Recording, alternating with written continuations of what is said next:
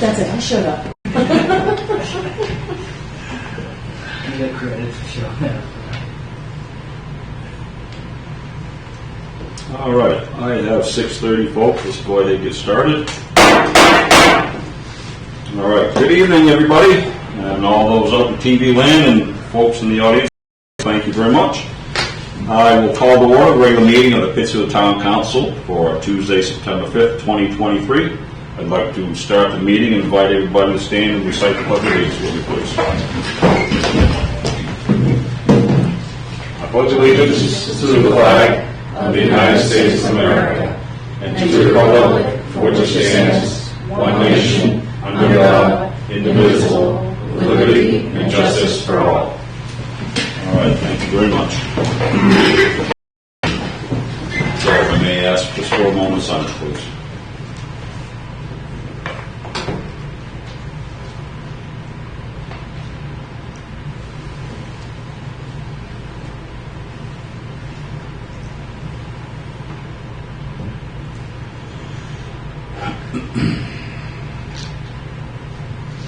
All right, thank you all very much. So let's move on to number 2, the adoption of the minutes of the regular meeting held on August 15th, 2023, and the special meeting we had on August 22nd, 2023. I'll look for a motion from the council, please. I move we adopt the minutes of August 15th, 2023, and a special meeting of August 22nd, 2023. Second. Moving to second. Thank you, gentlemen. Any questions or comments, council? Any corrections required? Any clarifications? Very well. Hearing none, I sense ready to vote. All those in favor of the adoption of the minutes of the regular meeting on August 15th and the special meeting on August 22nd, 2023, please signify by saying aye. Aye. All those opposed, nay. Ayes have it. The minutes have passed. That takes care of number 2. So let's move right into number 3, presentations, congratulations, and introductions, and I will yield the floor to Representative Amanda Collmore, who will present a legislative sentiment to Ethan Brownell for being named 2023 Maine District Teacher of the Year. You want to put it on hold? And practice your speech, son. Okay, we will come around to it. So he was a teacher, right? Setting examples and all that. He also has very young children at home. So how solid is that sentiment? Okay. So we'll come around to it, Amanda, okay? We'll do it during the process where we put it in, okay? All right, thank you very much. So let's move on to the second A, Economic Community Development Projects. Catherine, if you will, please. Yes, very briefly. The town has, through the Pittsfield Economic Expansion Corporation and in the town office, received requests from a number of businesses looking to locate in town. Some of these businesses are more industrial in nature, and the Pittsfield Economic Expansion Corporation, as well as the Planning Board, are looking around for some properties. We've been asked to rezone a couple of pieces of property, but those properties are more likely to be residential in nature and not industrial. So we said that we would look through the town. We've gone through our regular inventories, but we will continue to look for other sites that would be a benefit for those properties and a benefit for the town. We also have a proclamation which has been given to the Maine Cheese Guild that Councilor Donahue has brought forward. And would you like to read that, Councilor Donahue, or Sure. would you like me to? This is a proclamation from Governor Mills. Whereas the state of Maine is renowned for its agricultural heritage and commitment to producing high-quality, locally sourced products, and whereas the Maine Cheese Guild, a pioneering organization in promoting and advancing the art of cheesemaking, was officially established in 2003 with an uncompromising dedication to cultivating a vibrant artisanal cheese community. And whereas the Maine Cheese Guild, having been in continuous operation longer than any United States cheese guild, stands as a testament to its enduring legacy, showcasing their dedication, leadership, and resilience. And whereas the Maine Cheese Guild proudly presents an array of cheesemakers, both small and large, embodying the spirit of diversity, collaboration, and innovation within the dairy industry. And whereas The growth of Maine's artisanal cheese industry has been nothing short of remarkable, with a modest dozen cheesemakers in the year 2003 maturing into a community of over 80 skilled artisans whose craft spans various dairy sources, including cows, water buffalo, goats, and sheep. And whereas the specialty cheese market in Maine has enjoyed steady expansion over the past 2 decades, generating an impressive estimated 1.1 million pounds of specialty cheese annually, with an estimated market value surpassing $13 million, underscoring the impact of the Maine Cheese Guild's dedication to excellence and innovation. And whereas the year 2023 marks a momentous milestone as the Maine Cheese Guild proudly celebrates its 20th anniversary, 2 decades of fostering connections, preserving traditions, and enriching our great state's culinary community. Now therefore, be it resolved that I, Janet T. Mills, Governor of the great state of Maine, do hereby proclaim September 10th, 2023 as Maine Artisanal Cheese Day throughout the state of Maine. And I encourage all citizens to celebrate the rich history, diverse craftsmanship, and delectable flavors that characterize Maine's artisanal cheese community. In testimony whereof, I have caused the great seal of the state of Maine hereunto affixed, given under my hand in Augusta, the 7th day of August, 2023. Janet T. Mills, Governor. And that's it. Well, congratulations.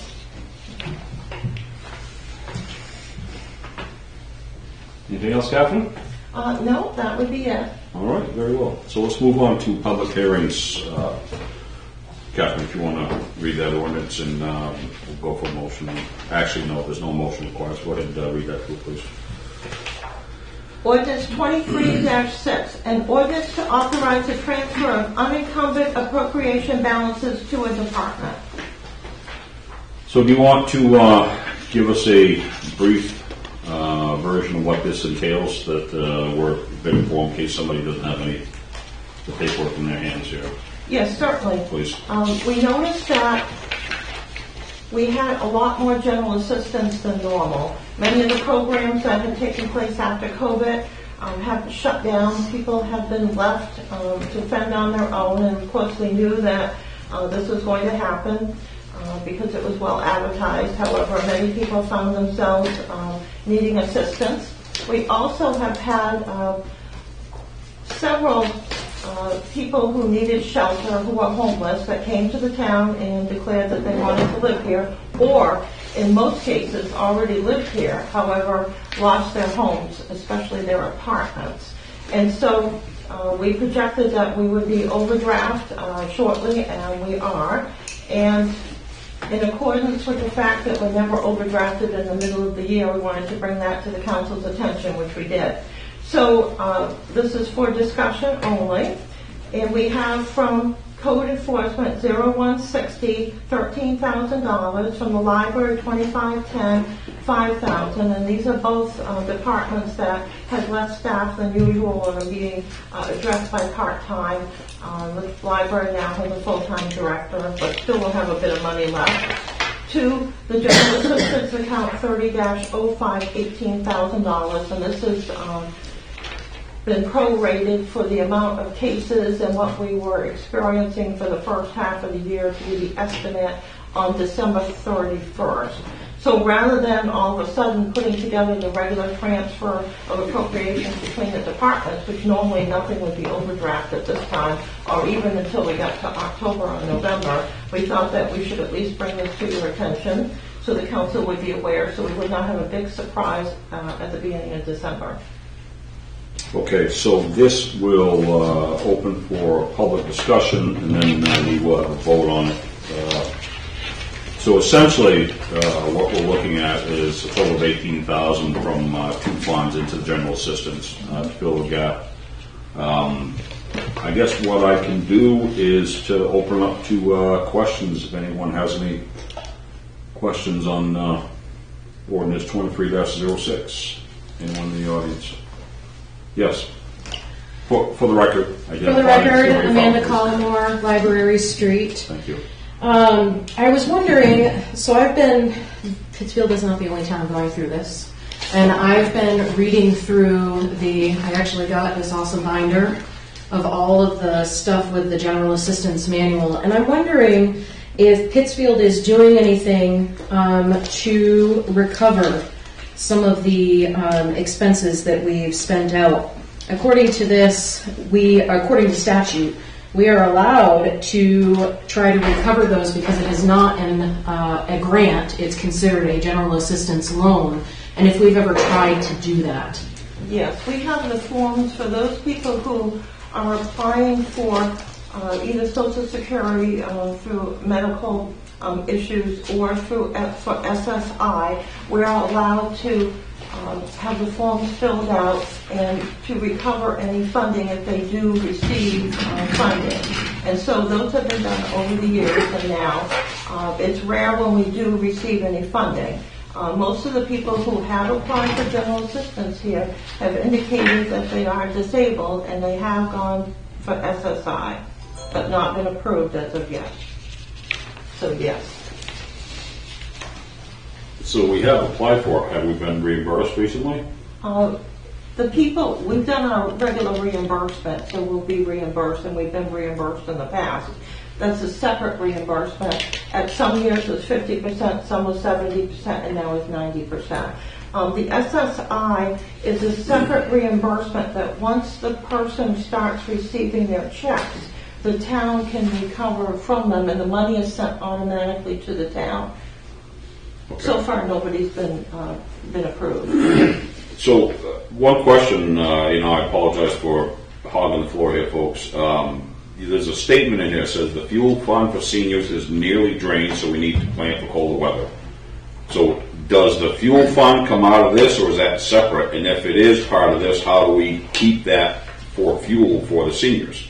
It would be preferable to keep it separate. If we Okay. don't have the fuel fund, then the seniors will have to go through the entire general assistance process with them, which when you have two people 80 years old standing in front of you that need help, you don't want them to have to fill out all of these forms. They dedicated their lives to working and everything. So we would prefer to have the fuel fund. However, the donations have not been coming in and have it for a while. So the fuel fund is separate and protected from this. Yes, it would be kept separate. It's best to keep it separate. Okay, good. Because it's just for seniors and just for disabled. Okay, good. Anyone else in the audience have any questions or comments? Wish to speak? Very well, I'll close the public input. Council, any questions or comments? Mike? Yeah, good. Catherine, how is the fuel fund funded? The fuel fund came about because the churches would have their congregation members would go to the individual churches, to the leaders, and need help, or would report people that needed help. And so the churches weren't really comfortable handling this, so they all started bringing the money to the town, making donations. We would apply. Sometimes the checks would show up. But once COVID took place and everybody was struggling, the funding and donations ceased. We do have a few people that come in and donate toward the fund. So we have talked to the police department, and we're going to do a major fundraiser during the summer, which I think you remember, but the weather conditions didn't allow for it. So we would propose to do another fundraiser. So it's funded through donations? Correct. Okay, which is different than general assistance. Correct. We don't budget it in our general budget. Correct. It's in the special revenue account. Okay. Anything else, Council? Yeah. Yep. It was my understanding that the town of Pittsfield hasn't requested to be reimbursed since May of 2021. Is that true? The town has been reimbursed. We were reimbursed in 2021. We've been reimbursed in 2022. There were some couple of checks that came back that weren't cashed, that the landlords brought back. So we were over reimbursed at one point, so we had to get caught up. But yes, we've applied for our general assistance for 2022, 2023. With that goes through DHHS, Correct. General Assistance Hotline. It's through another office, but It's with the same group. Okay, well, I was under the impression that we haven't requested reimbursement since 2021. Well, we have received reimbursement in 2021, And in 2022. 2022, and now we've applied for 2022, 2023. Can you provide that information to the council at some point? Catherine, how often do we apply for the reimbursement? In the olden days, when there were lots of staff and DHS was more up to date, you would apply monthly. Now we have a choice of monthly, quarterly, semi-annual, and in some cases they allow annual. So that's a choice that we have? A choice that we have, yes. Because I read through the statutes and it looked like it was a requirement that they could refuse reimbursement if it wasn't submitted within 90 days. That's for, let's say, 90 days for the 6-month period. So that would be October for the last 6 months, for the first 6 months of the year. They also have, in addition to the state law, there's a manual which talks about all the different forms and the requirements of the towns, and the reimbursement part allows for, beyond what the state law has, it has monthly, quarterly, semi-annual, and they also do allow yearly. Okay.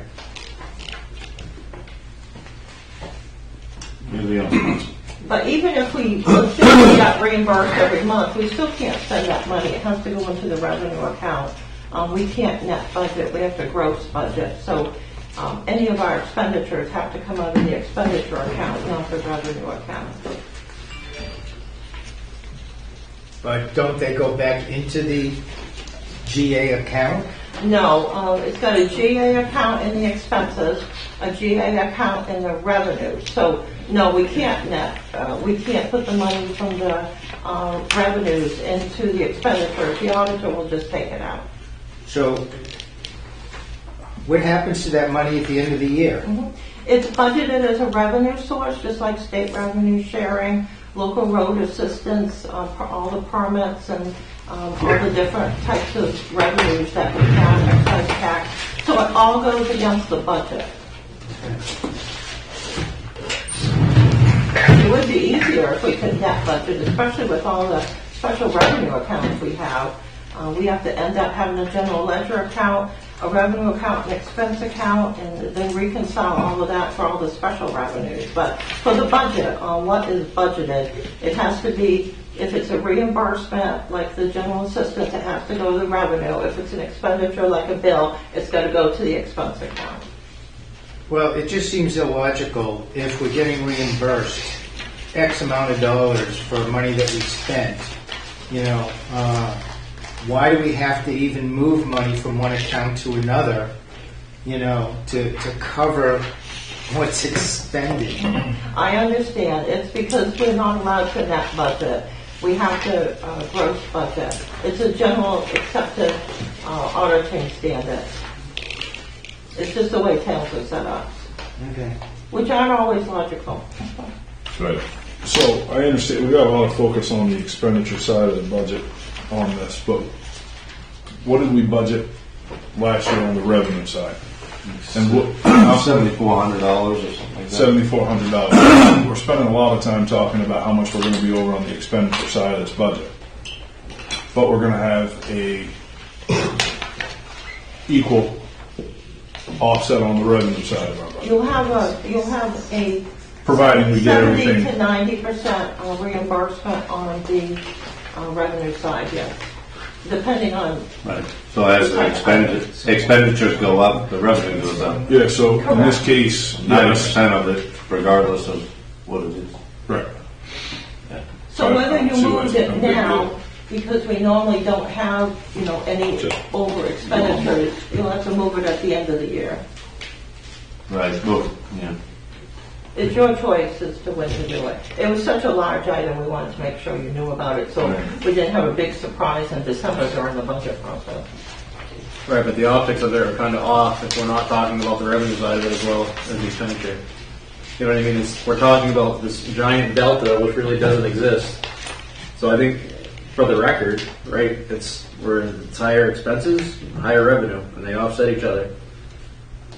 Right? Under the town charter, Is that right though? Am I correct in saying that is true. Okay. And under the town charter, at the end of the year, our departments cannot be overdrafted. So whether we move money now or September or December 31st, we will have to move some money between the accounts, like we normally do. What happens we're going to though, do we is can just- anyway. So this will just be another account that we have to add money to, along with others, by the end of the year. Where's the additional revenue go?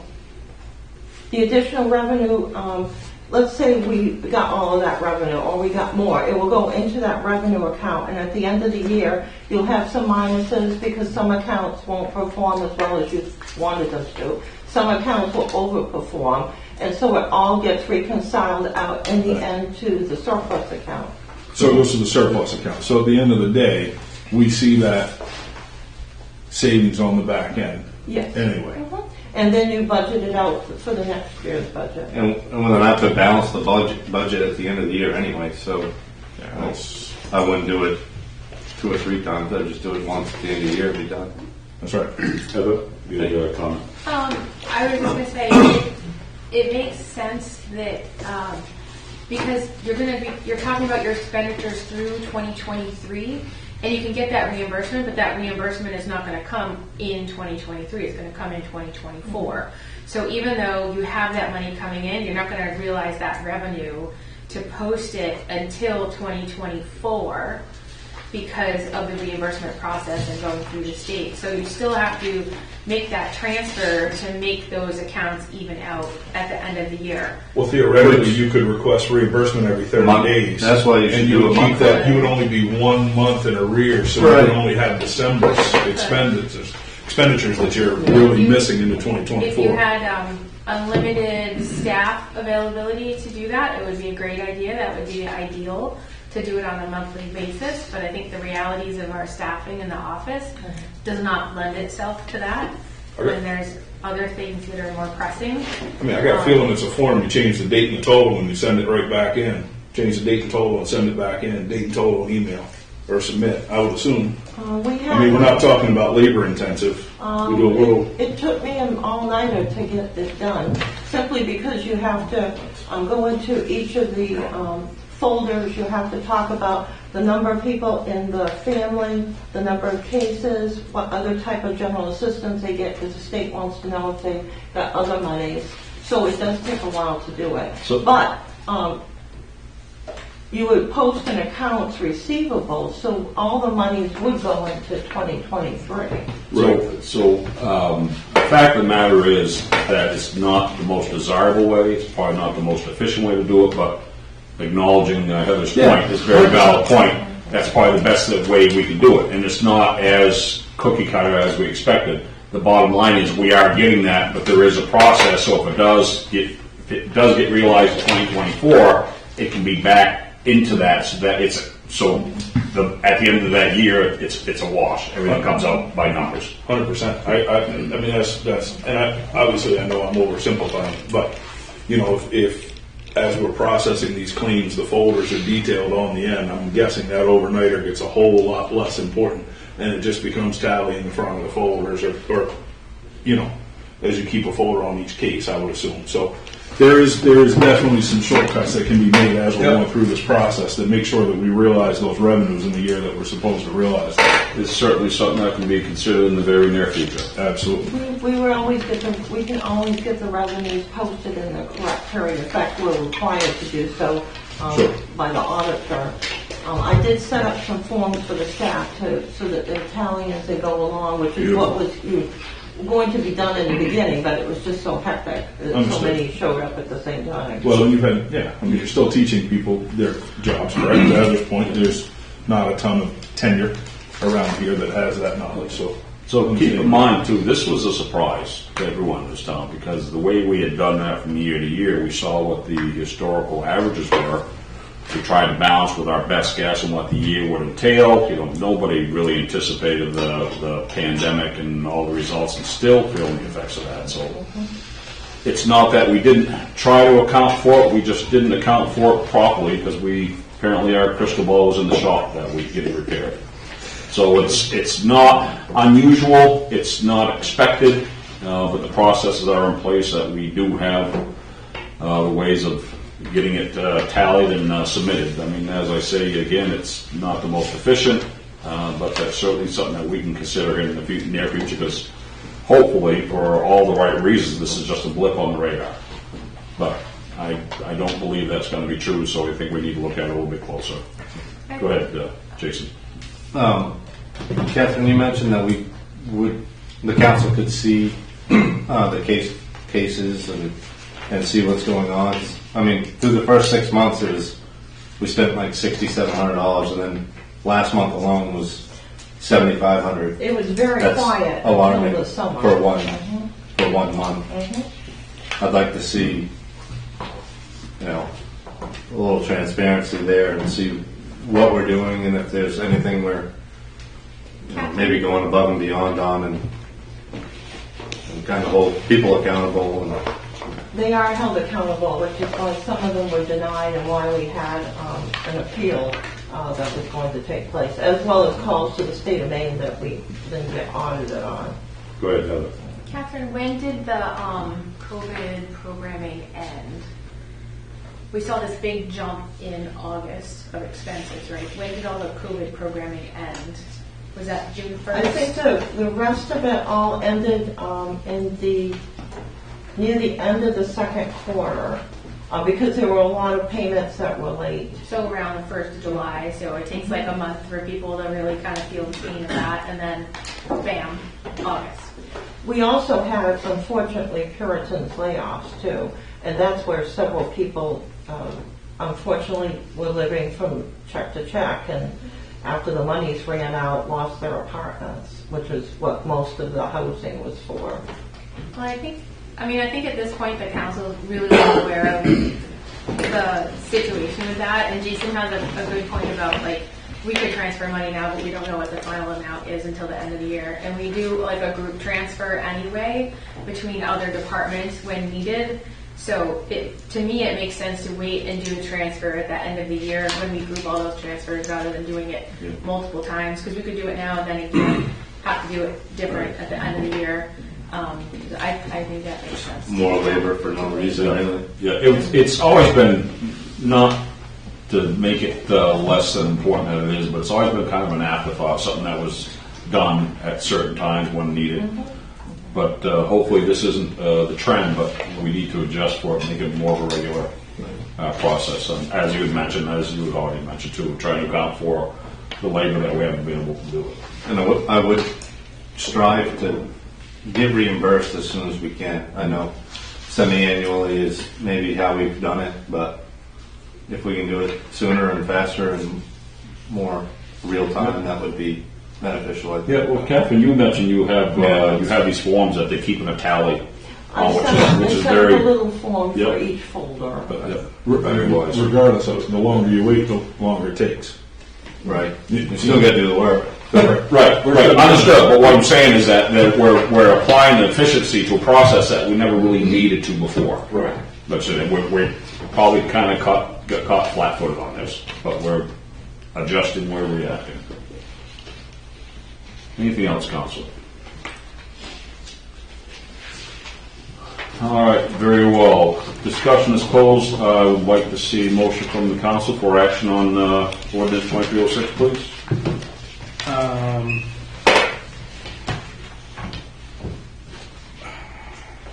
Make a motion that we, do you want to table it or just vote it down? Either is fine. Either is fine. You can table, vote it down, you can vote to accept. You have several options. This is ordinance. If you feel there's more discussion needed or more information that will give the council comfort to make an appropriate vote, then I say table it, my opinion. If you're setting your mind in a certain way, then make a motion, we can act and react to that. I make a motion that we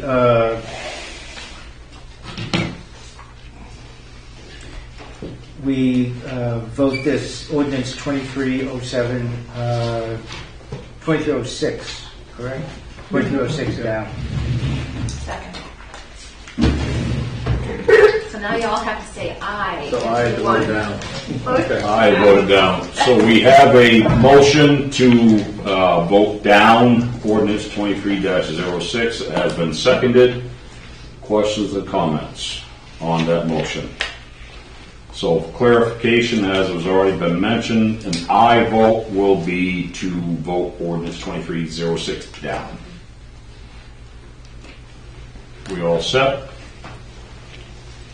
Very well. All those in favor of the motion to vote down ordinance 23-06, please signify by saying aye. Aye. All those opposed, nay. Nay. So we have, I will ballot the council. I'll start with Councilor Hall. Aye. Councilor Saucier. Aye. Heather. Aye. Doc. Aye. Craig. Aye. And I vote nay. So it does pass, so that ordinance 23-06 does get voted down. So, with that, kind of a odd way to do it, that's okay. I've messaged him, I don't know what's happening. Does he want to zoom in, or does he know class is in session? I can't get hold of him. Okay, no worries. We'll come back. So let's go to reports, please. Number 5, Council Committees, Finance Committee. Yeah, we met last week, and you can watch the meeting online if you want. We did really Could you provide just bullet points, highlights? well, we talked about general assistance. We talked about positions that we thought we might need to think about throughout the budget process. Talked about the forms that we wanted heads of departments to have prepared for budget season, so it's a little smoother than last year. I think maybe the biggest change for that was like any line item that they've changed that was over 10% decrease or increase. They would have to have justification, a little more explanation. And I think that was maybe it. The Yes. forms were approved and the packages have been Yeah. given to all the departments. Yep. Good. Okay. All set? Yeah, I'm good. All right, thank you very much for that. Ordinance Committee, and report. No report in the ordinance. Okay, very well. Let's move on to 5B, Board Committee updates. Catherine, do you want to do the Plan, Parks, Rec, and Recycling, please? Yes, as reported at the last meeting, we had an excellent planning board meeting addressing the new law that goes into effect on January 1st, LD 2003, in which certain densities and other zoning items will need to have changes made to encourage housing within the urban area. And so that is under review. We also had a subdivision request and went through a preliminary plan and looked at the map for a project off Canaan Road for 6 lots, which will be affordable housing, so that's really good. And approved a conditional use permit and a site plan review for the continuation of solar projects, and this is the 5th one to come in, and this is due to the CMP's studies and how long that it's taken because they're very complex, so that everybody can hook up to the for generation. And so it's anticipated that all these solar projects will go forward and later in summer. So we'll hope that that does indeed take place. And then discuss some different projects that the planning board will be working on. And to that effect, there were no applications received by the due date for September. So the planning board members will have homework to work on LD 2003, and getting packages for them to look over the ordinances and figure out what they'd like to propose, working with the Kennebec Valley Council of Governments in October through December. The Parks and Recreation Committee has been hard at work with all of their different programs and planning out the fall. Recycling Committee is basically Donnie and I now, as the members have moved out of town, and unfortunately several of our members passed away in a row there, which is sad. But as I understand it, a group is donating their time to get the reuse building going for a few hours on the weekend, so that is wonderful. Under C is the Pittsfield Economic Expansion Corporation, and the 501c3 economic development engine for the town, along with the town council, planning board, staff. Met on August 17th. Topics were the town website and plotting a course to determine the best fit for services for the website redevelopment. The group wanted to review the services that we can move forward with the new company that purchased our Gov office and see what they could offer to the town. And information will be researched on website costs for yearly maintenance acquired from other towns of our size. We discussed the commercial properties in town that were for sale, which is very few, and how to generate more interest, because we do have several businesses that have expressed interest in the town, especially two. The third project that we reviewed were the economic development packages and streamlining those, because we had at one time every form and package materials that you could ever want, and put all the packages together based upon what the client wanted or what we thought they wanted to promote the town. What we'd like to do is streamline those to match up the town website to the brochures to what we have on other websites. So that's a project that we're working on. Once the Cheese Festival is over with and everybody has recovered, we'll be working on these three projects and have a meeting set up, likely at the end of September. Thank you. All right, Catherine, if you want to move into the town manager's report, please, briefly. Yes, I'll be very brief. The town council has received a copy of the town manager's report, and the report is on the table for people that are interested. First, nomination papers for town council and school board positions are due on or by September 22nd, 2023. The following seats are available. 2 seats on the town council. 1 is for District 2, and 1 is for council at large, and 3 seats on the SAD 53 board. Our cemetery sexton, Peter Snow, has announced his retirement. This is like his 3rd retirement in his life. He's announced his retirement as of 12/31/2023 after 16 years as a cemetery sexton here. So advertising for the position will begin. We're looking over the job description now with Peter. He will train the next sexton and is very interested in continuing to help out. 2023 paving. As of this week, Northeast Paving had placed the surface overlay coat on Webb Road, Berry Road section that was done, and the Powers Road. This week, they plan to finish the overlay on the remainder of the road schedule. They have that second layer, and this is where we put on the first layer after the work that was done to the road, so that we could start out with a very smooth surface. And so we had our first coat on last year to sort of harden up, and the second coat definitely needs to go on this year. And so the company is working on that, and I believe working on the Mount Road right now, or what used to be the Ilwa Road. The company is also working on getting the grinding done for the other roads that are here in town. The Public Works Director was advised that the company will be requesting a waiver of the penalty if work is not completed by September 15th. So that will be something that will be discussed if they actually do come forward and ask for that. I would note that our DBE program, the Disadvantaged Business Enterprise Program, that's required for federal funding, has come due, and we are working on that for 2024 to 2026. It's a fairly large document. There'll be a meeting that will take place at the end of September regarding the project, and we'll announce that.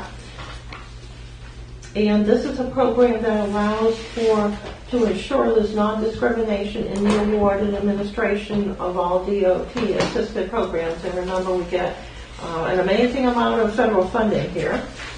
And so the airport has had over $6 million, probably more than that. When I get time, which will be coming up next year. We'll make sure that we get a whole list of everything that we receive, so we've got a nice record and summary of that.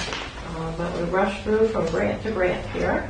And so we're over $6 million in federal funding for the airport, and this can also be used for the other programs that we get federal funding for. Household hazardous waste collection is coming up. This is a yearly event. Takes place on Saturday, first Saturday in October. That will be October 7th. This is a wonderful event in which people sign up from 9 a.m. to 12 o'clock noon to drop off items here that qualify as household hazardous waste in the environment or end up going into the waste stream where they shouldn't be.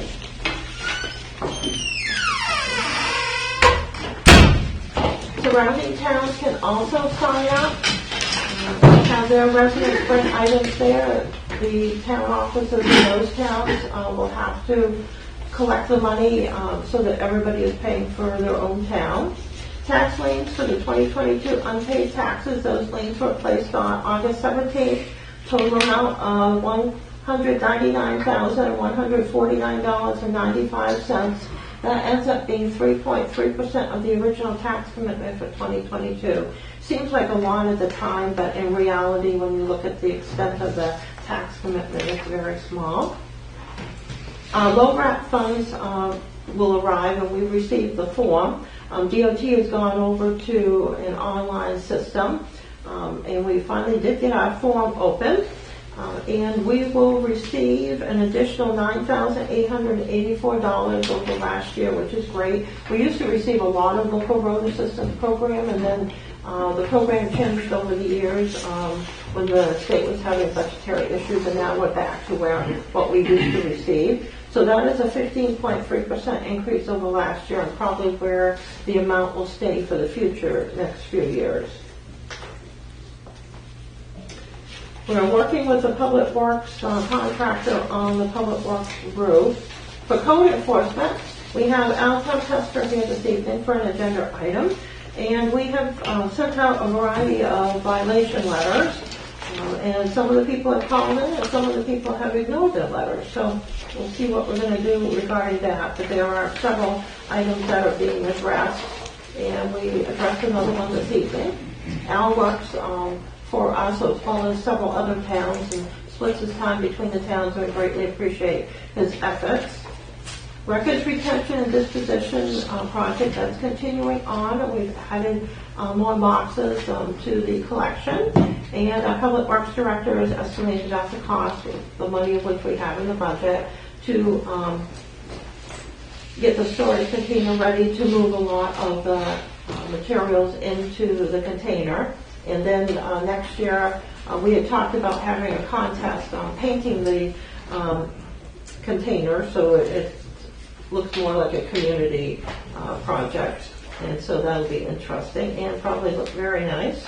And then I mentioned LD 2003. If any councils are interested in getting a package on that, the planning board has a complete package. And then, last but not least, the annual Cheese Festival. The 7th annual event will take place on September 10th. That will be 11 a.m. to 6 p.m. at Manson Park. Thank you so much. All right, Catherine, thank you very much for that. Quick question. You had mentioned, can you expand a little bit on the low bidder for the Public Works roof? So there's an insurance issue with that? There is an insurance issue with that, and so I've gone to the state website, got the forms, and have inquired of the workers' comp in general, not naming any names or anything, but in general on how this should all take place. Basically, the individual does not have workers' comp, which is part of the requirement. So what's the next lowest bid on that? What's the difference? Is it worth the difference in going through the hoops that we're going through with potential liability and exposure? Or should we just cut our losses, go to the next one? It was about $7,000. We'll see if what the state indicates and whether those forms can be filled out and it will work. Okay, so what are we talking about on getting started and still be able to do it this year? Yes, so November 15th is a deadline, so they have to, To get it done or to start? no, to have it done. completed. So when do they need to start, have it done by the 15th? I've gone through this before, Mike. They need a workers' comp exemption. Right. If Well, how long if will it they take? make up the application within a week, they should know that all of their subcontractors should. Right, how long will it take them to do the actual work? I would imagine if they did the other day, maybe a week, maybe 10 days at most. So they can start as late as this end of the first week in November. I would want this issue cleared up by the end of September if they can't do that. The other bidder wasn't going to be able to do it till next year. But I'm concerned that we even have this issue. Right. And Yes. potential liability, it's a little It is unsettling. Yep. Okay. All right, thank you, Captain. So let's move on to old business. There is none. So we'll move into number 7, new business, ordinance 23-07. If you would, please, Catherine. Ordinance 23-07 set the public hearing on September 19, 2023, that the town council hereby ordains that appendices A through H be rescinded, and further that the new general assistance appendices A through H be adopted to reflect the revised maximums for the period of October 1st, 2023 through September 30th, 2024. Look for a motion from the council, please. Move we set ordinance 2307 to public hearing on 9/19/2023. Move to second. Thank you very much. Any discussions on this motion to move to public hearing? Anyone in the audience? Questions or comments?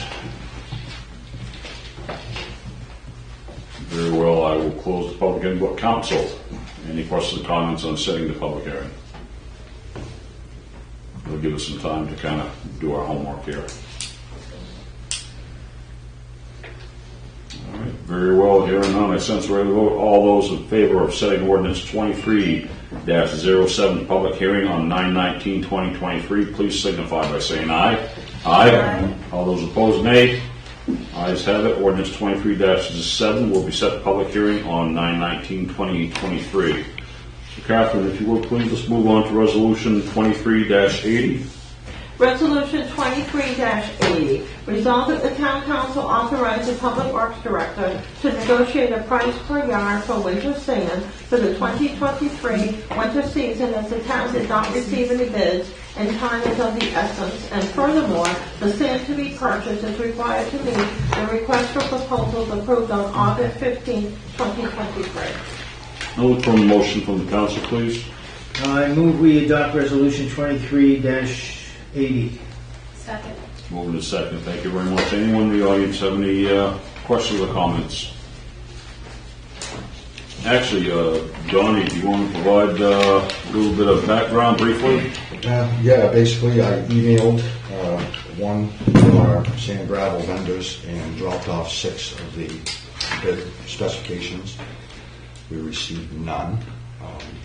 I expected to get one that I knew it was going to meet our standard, but he left it in his truck and forgot the due date was, he knew it was Thursday. He came Wednesday, made a special trip, and the town office was closed. He couldn't make access, and by the time he remembered Thursday, it was after the 11 o'clock deadline.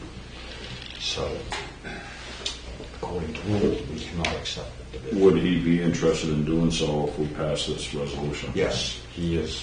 Is he the only We had one? dropped it. He was the only one, unfortunately.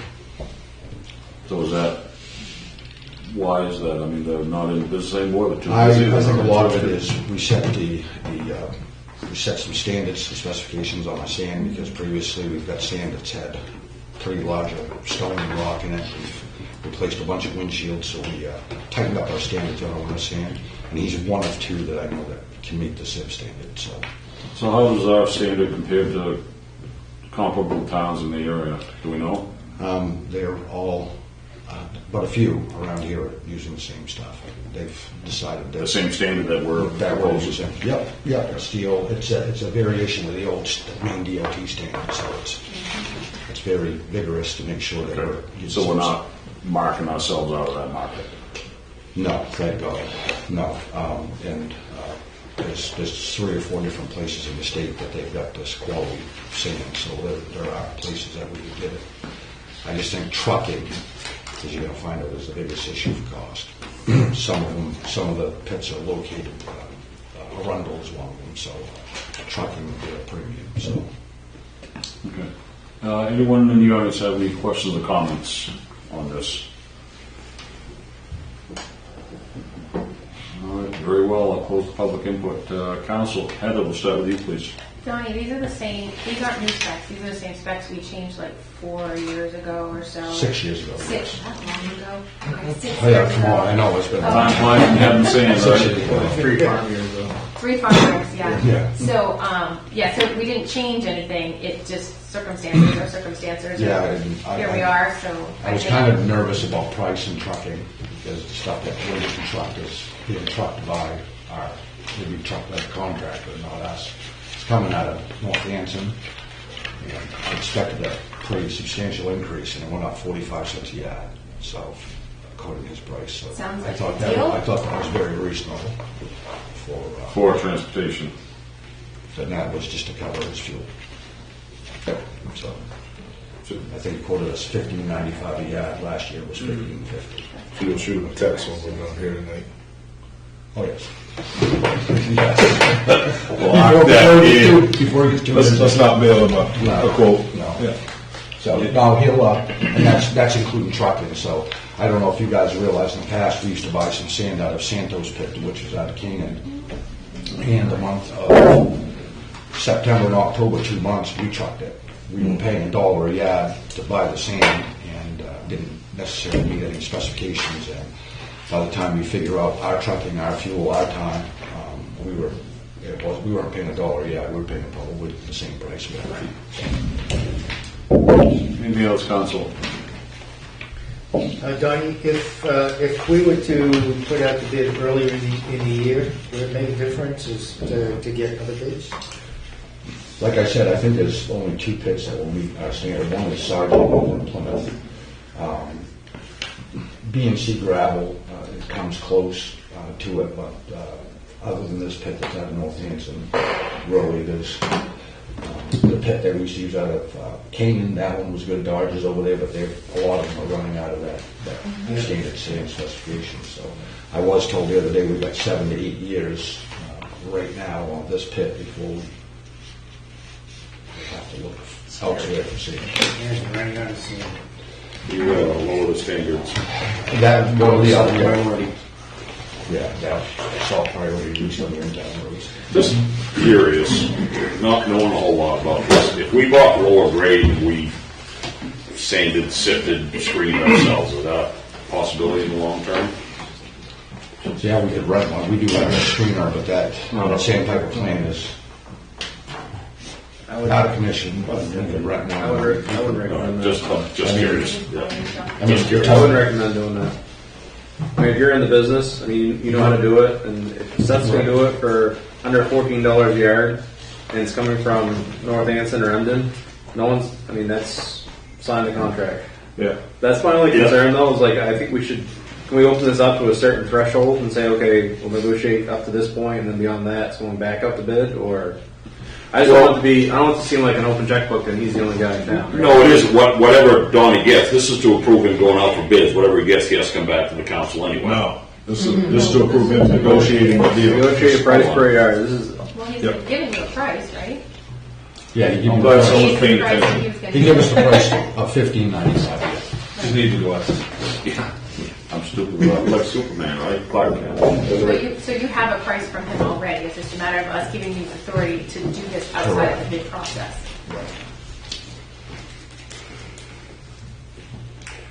I mean, I think we already got price in hand.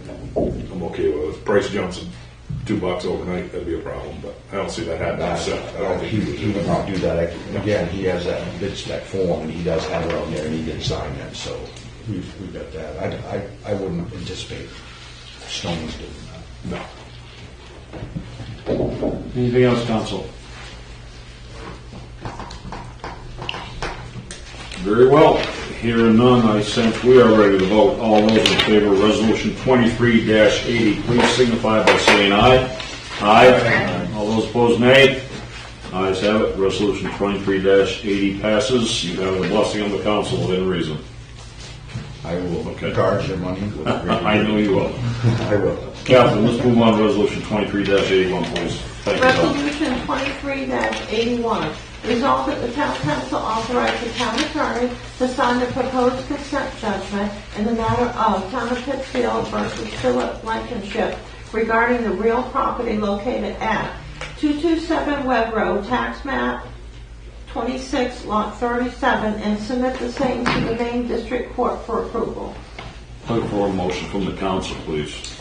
I move we adopt resolution 23-81. Second. Moved and seconded. So before we get into questions or comments, perhaps a lot will be answered. I'll yield the floor to Mr. Al Tempesta. If you have comments or something you want to share on this, Al, or bring it to light, or boil it down. This is the end of 2 years of hard work, believe it or not. It takes a while to get to this point. And I'd be happy to answer any questions from anybody. So what will be the result of this? What would be the favorable result of this? Would this necessarily be the last step that we would deal with this property? I'd like to think yes. Mr. Blankenship knows that we're all done fooling around, and that he has to comply with the ordinance of the town of Pittsfield. That's all I can. I have talked to him, I've gone up there and taken pictures, I've done everything I can do to get him to comply. And he has just refused to comply. He's got his mother's problems, his daughter's problems, he's got issues all over. But he went to court and he talked to the attorney. The attorney feels that this is the best way around it to put an end to this. And he knows if he doesn't, he's going to have a $10,000 fine by May 1st of next year. So what steps is he required to take? What physically needs to happen at that site? Mr. Blankenship has to, I'm reading this right now. He has to cure the violations, which would be the septic system problem that he doesn't have. He has to clear up his junk. He has cured. He's taken care of. He's only got 2 cars. He's allowed 2. The third would be a violation. He has to pick up his trash. He has to go to the dump. He has to put a septic system in, and he has to pay the attorney's fees.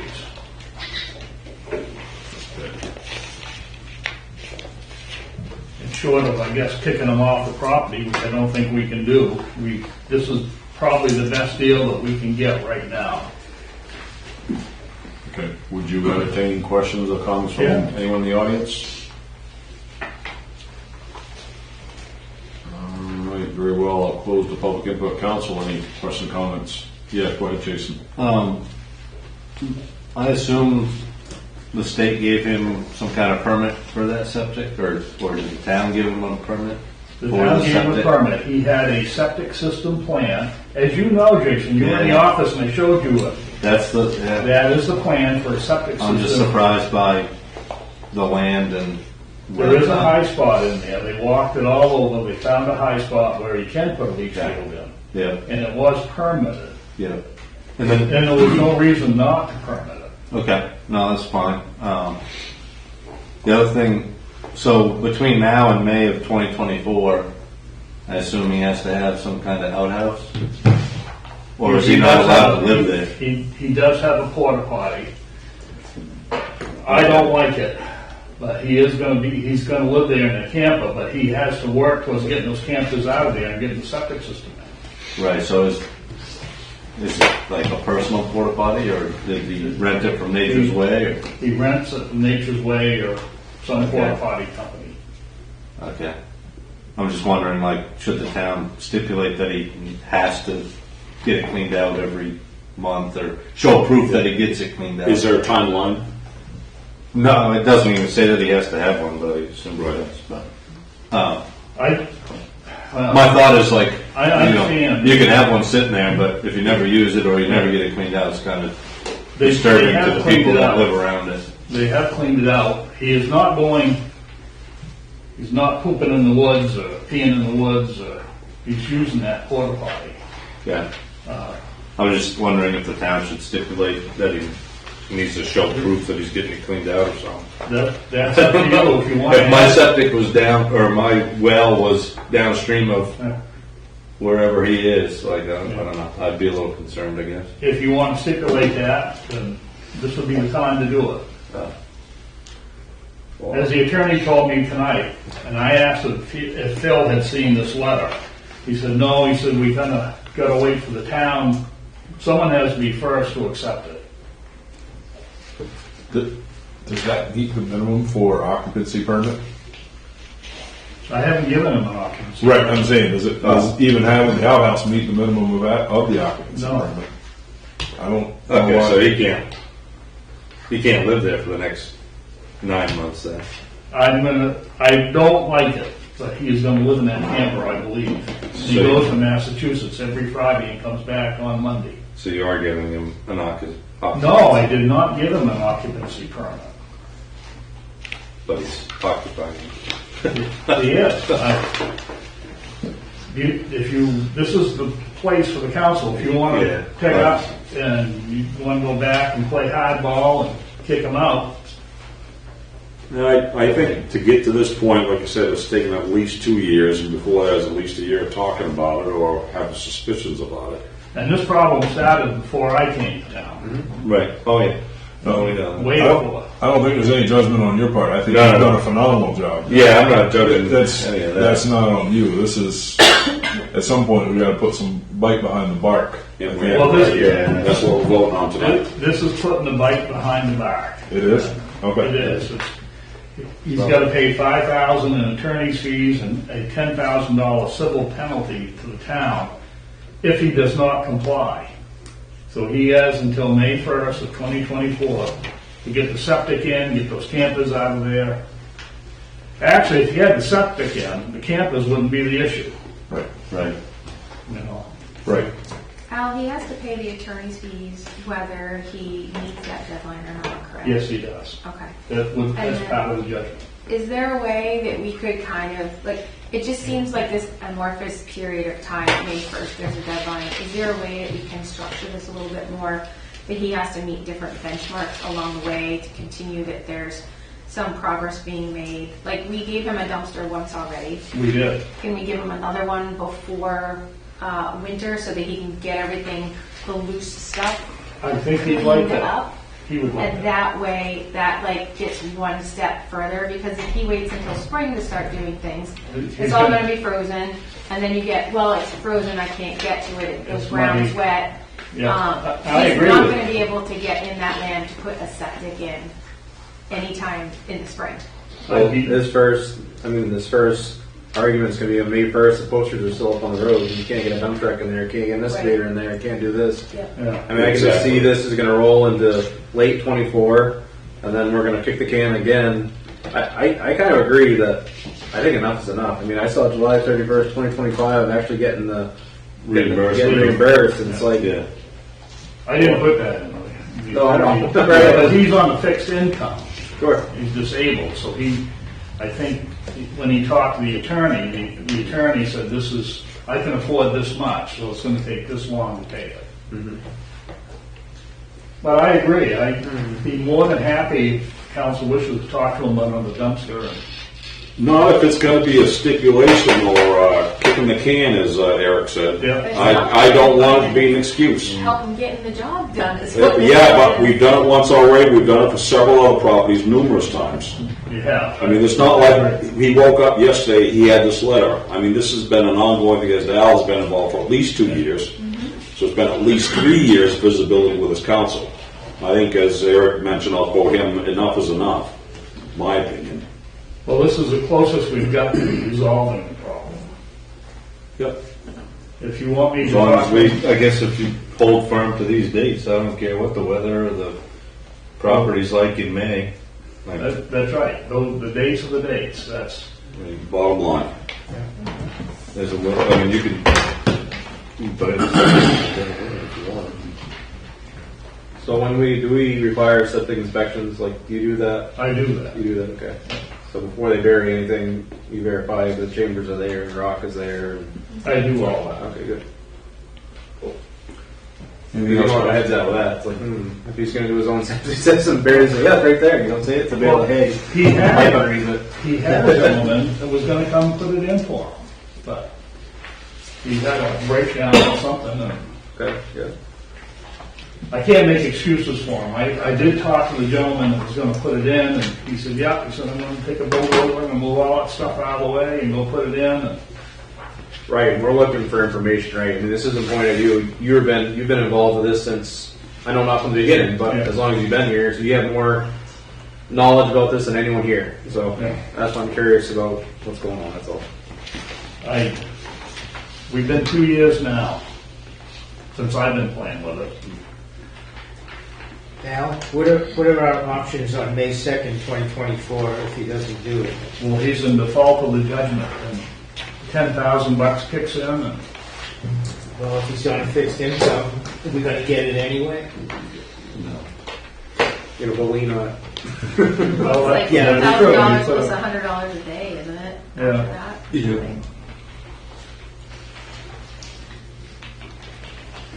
Anything else, council? it's a tough situation. You gotta remember, you're talking about one of your residents here too. Yep. I don't know. I think that if we want to see something happen there and make positive steps, that putting a dumpster down there, telling him clean up everything that's loose before winter would be one step in getting it forward. And then, I don't know. Honestly, I'm not disagreeing with what you're saying, Heather. Like I said, the town has done it before, but we could certainly bring that up at a later date, not to muddy this ordinance right now, this resolution. Well, this is where we can modify this, and we could put in there that all loose material and junk needs to be cleaned up by November No, we can't 1st. do that. It has to be accounted for in the court papers, which is going to add time and money to the process. Am I correct? Yes, I'd be happy to go talk to him on Friday. Right, where we at the The dumpster? bottom line is that's still an option, but we don't have to hold this up to talk about putting a dumpster down. We can certainly bring it up the next meeting. I mean, the dumpster is not even part of the conversation. I think we go through and do what needs to be done.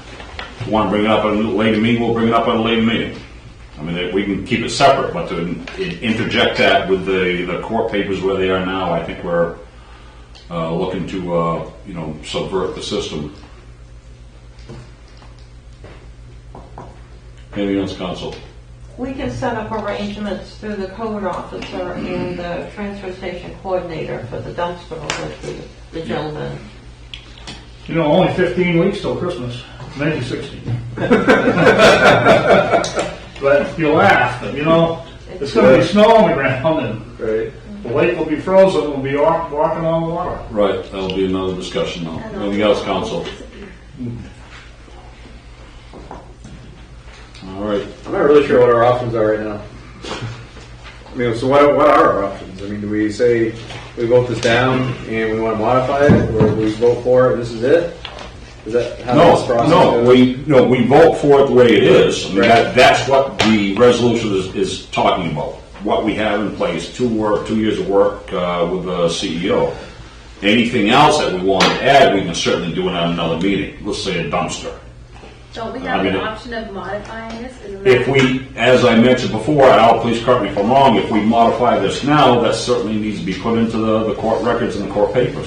Otherwise, we're going to have the court action put in there, plus a separate agreement with the town, and to keep that separate from any court action, who's to say, he doesn't say, well, you didn't give me the dumpster, I couldn't do it, so this court paper doesn't matter. I mean, why muddy the waters? It's very clear, the action on this. I'm not saying no to the dumpster, I'm just saying, let's not muddy the waters now, let's do it the next meeting, whatever the next meeting is, which is 19th. We can talk about the 19th. We can do the dumpster separately.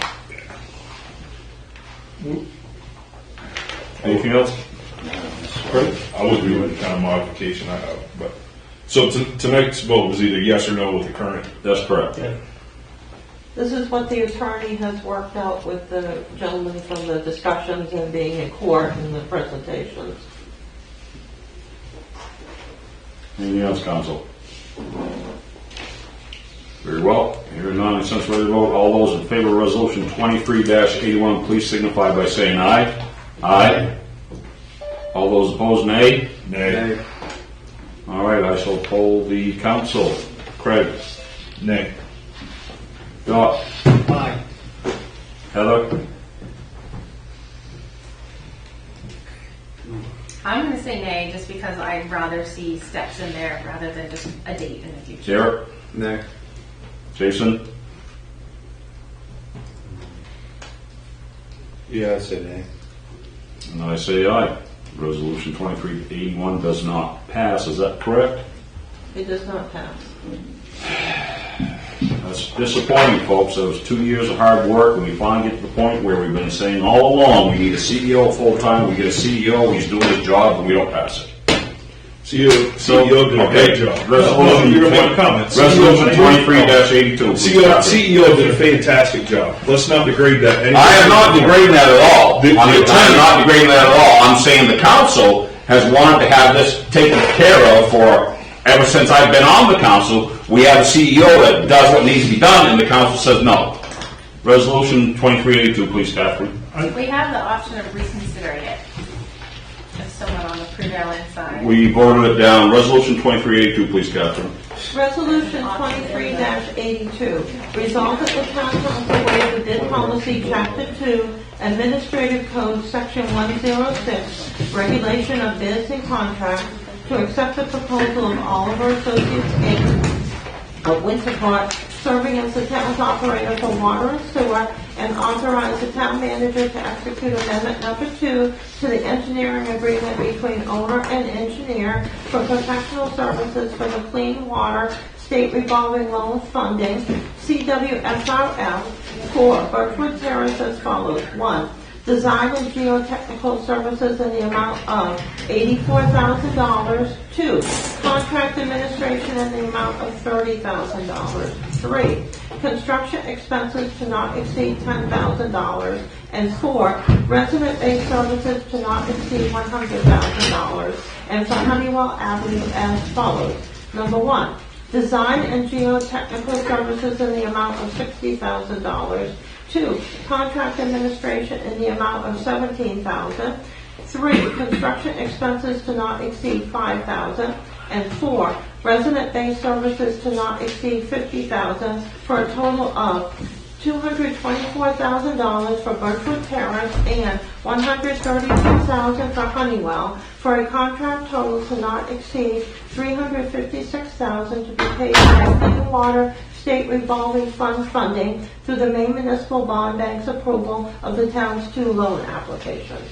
No further resolution from the, motion from the council, please. I move we adopt resolution 23-82. Second. Move and second. Thank you very much. Questions and comments on this? It's an awful lot to chew. Catherine, you kind of watered this down a little bit, exactly what this is. Yes, entails. over the period of time that we've been working on the different projects, specifically Birchwood Terrace and Honeywell Avenue were deemed to be the highest priorities of the town. And so we have applied for the Maine Municipal Bond Bank for Clean Water State Revolving Funding and have been approved. And so the next step under the charter, because we now have the approval and the paperwork is coming, but the state, we called the state and they've confirmed that the loans were approved last week.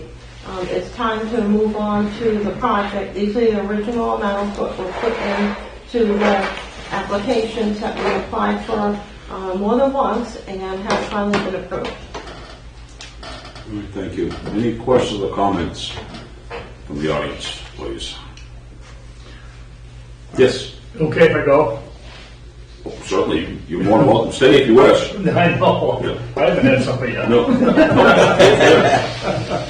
Thank you for coming in. Thank you all. See you, kids. Any questions or comments on resolution 2382 from the audience? Very well. I'll close the public input. Any questions or comments from the council?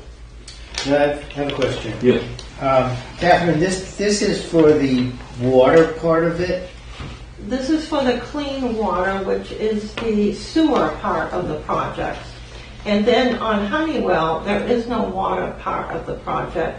Birchwood Terrace, we have been turned down for the drinking water program twice now, and are now in the appropriation on the congressionally directed funding, which looks really good, but it's not finalized as of yet in the U.S. House and Senate.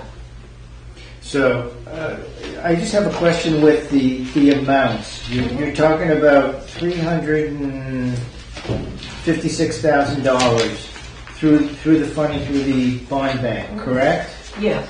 And then you also mentioned in the explanation there was a form of ordinance that authorizing the issue up to $2,488,000 for the two projects. Now, does that include water and sewer?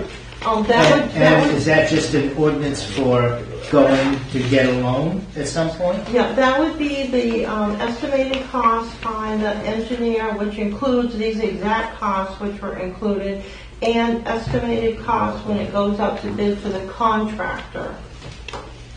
So So this is just the plan? it's just the engineering. Yeah, this is the engineering part. Yeah, it's very expensive to do And, it. and that hasn't been approved yet? Or have we approved the ordinance previously? The ordinance was approved previously. But we don't have correct. funding for it? Correct, and we finally have the funding now, as of Okay. last week, Okay. after several attempts. What's our time frame to spend that funding once we have it? All right, so generally the projects are completed within a 3-year period. 3. Likely this one will be a little bit quicker because we've already got part of it started. So the next step, once we get the contract in place, Annalise is coming by after the department head meeting. We're going to go through all the projects. Donnie, you're now finding out about this. I just found out a little bit a while ago. So we'll go through and put the timetable together. So will we authorize or sign the loan paperwork before we know if we're getting the drinking water portion? We don't need the drinking water portion on the Honeywell. We have an excellent chance, close to 100% for the congressional directed funding. If we didn't, we wouldn't be doing this. Okay. Yeah. We're very But this is just fortunate. the engineering, which can be kept on file for... Correct. Okay. Yes. If something Okay. went amiss, we would just stop at that point and then look around for other funding. Okay. What's the bond bank interest then? Well, it's been many interest rates. It's been 1%. Some of them were listed as 4%. I understand this one is 2%, Okay. which falls in between. And I did some rough calculations. I don't have the exact amount. It looks like because some were estimated as higher for these projects and some were lower, we're probably going to even out. How many years? 20 years. 20 years. Is Okay. that interest rate fluid? How long can we depend on that? When we get the chart overall, it'll be that amount, but it'll be smaller and then it gets larger. The Maine Law Bank does it differently than we do our loans.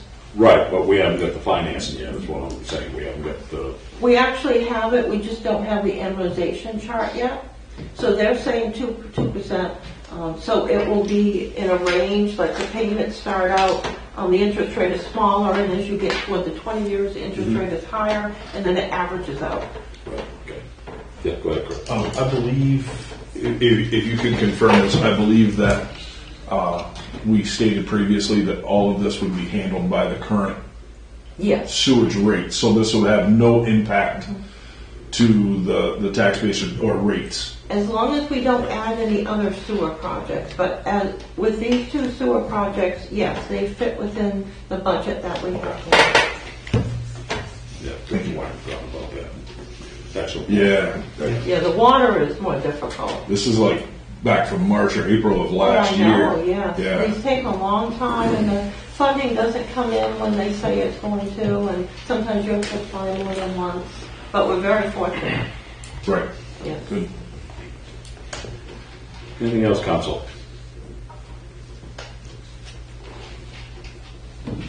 Very well, hearing none, I sense there is a roll. All those in favor of resolution 23-82, please signify by saying aye. Aye. All those opposed, nay. Ayes have it.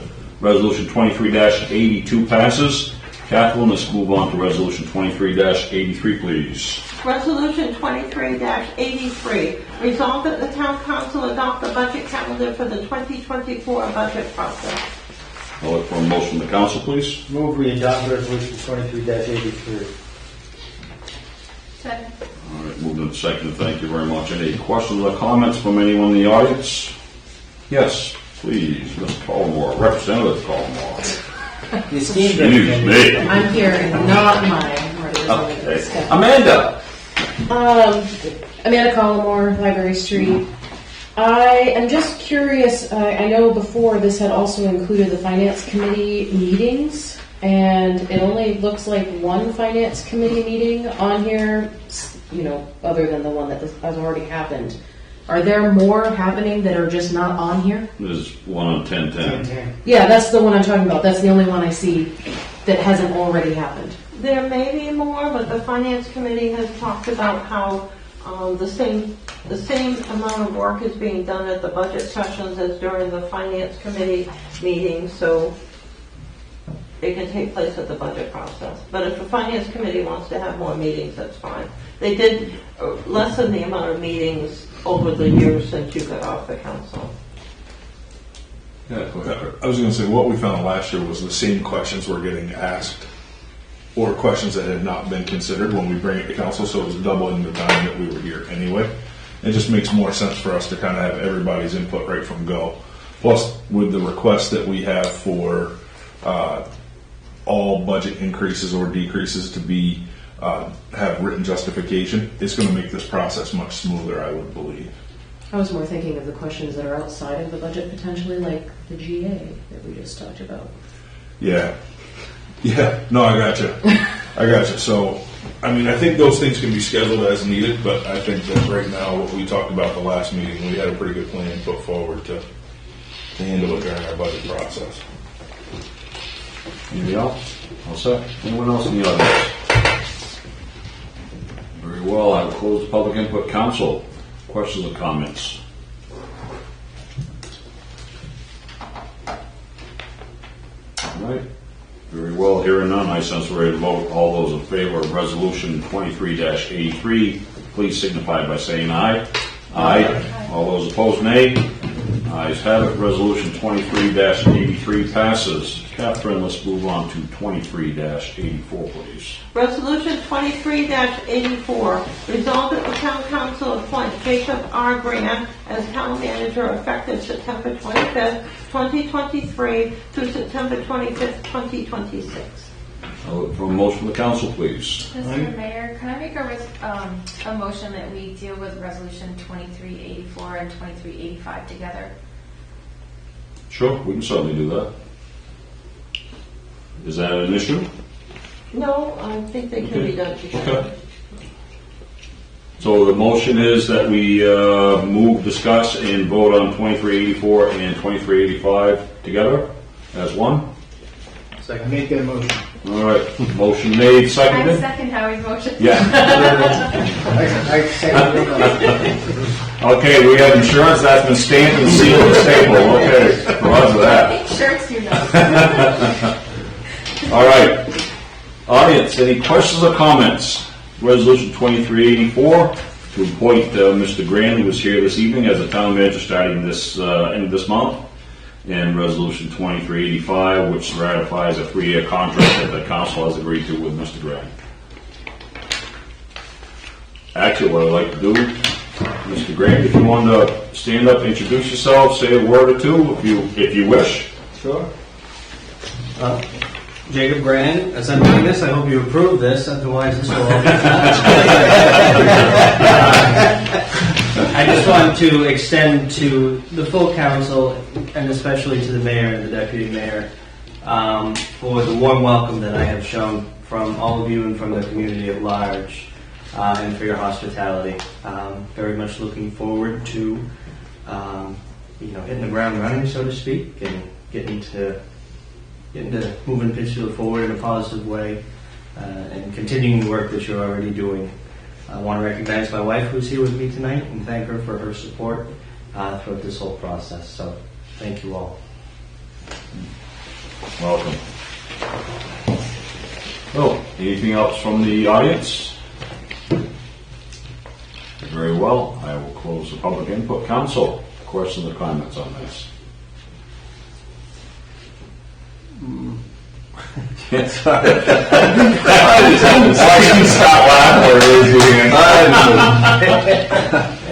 I didn't think of this until I saw the dates in printed here, but if, say Jacob gets done September of 2026, it's like right before the budget season. Would we want to extend that so it's like December 31st of 2026? So if he decides to leave or wants to leave, then maybe he carries us through the budget season. Well, there's actually I know there's some clauses in there There's other too. clauses. yeah, there's like a 30-day requirement before for notification if he does wish to terminate. No, and if nothing's done, then we renew for another whole year. I just think that the ending of the contract being before a budget season is a little odd. Well, I realize that, but it was just my 2 cents. We can ignore that if you want. Well, But let me ask you this. So I wasn't sure. If we acted upon this as written this evening, and if we decided at a later date to extend 3 months so that we wouldn't have that bump at the end of 3 years, which I'll be in my rocking chair on sitting Yeah. on by then anyway. No, I mean I'm good with it. It was just a thought that I wanted to express to the council. Yeah. No, it's a valid point. I think you're all set because you have the regular extensions, and then you can do an amendment later on. Yeah, we can amend it. I mean, that's certainly within our purview to do so. Okay, I'm good with it anyway. But just a thought. Okay. Good. Anything else, Council? Very well. Hearing none, I sense we're ready to vote. All those in favor of Resolution 23-84 and Resolution 23-85 as written, please signify by saying aye. Aye. All those opposed, nay.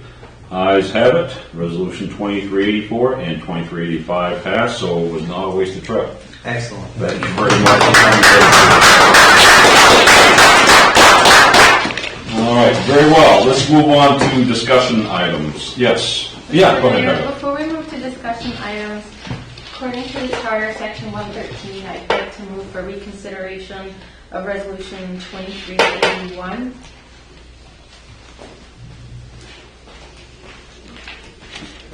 So essentially, do a revote? Would we vote? Yeah. Okay.